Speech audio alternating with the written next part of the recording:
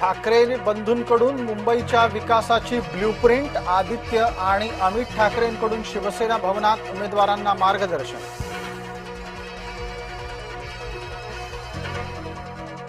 तब्बल 20 वर्षांनंतर राज ठाकरे सेना भवनामध्ये जाणार. 4 जानेवारीला ठाकरे बंधूंच्या वचननाम्याच्या प्रकाशनासाठी राज शिवसेना भवनात.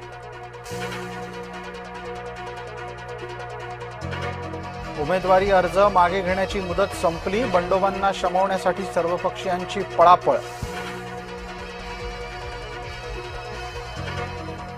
राज्यातील 8 महापालिकेतून 23 उमेदवार बिनविरोध. भाजपाचे सर्वाधिक उमेदवार बिनविरोध.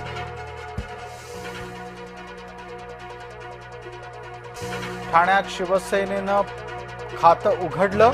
प्रभाग क्रमांक 187 मधून शिवसेनेच्या जयश्री फाटक बिनविरोध विजयी.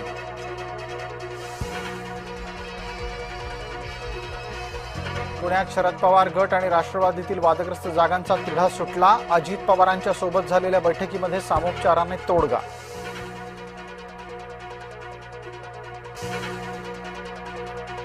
नागपुरामध्ये किसन गावंडेंना उमेदवारी अर्ज मागे घेतला. कार्यकर्त्यांनी गावंडेंना घरात डांबून ठेवलं होतं.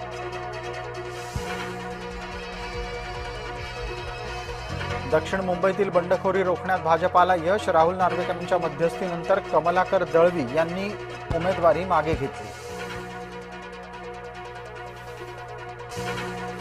मुंबईत शिवसेनेच्या 35 जणांची बंडखोरी.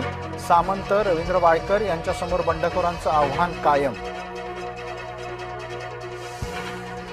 राज्यात बिनविरोध निवडून आणण्याची स्पर्धा सुरू झाली आहे. धमक्या आणि ब्लॅकमेलिंग करून उमेदवार बिनविरोध निवडून येत आहेत, राऊतांचा दावा.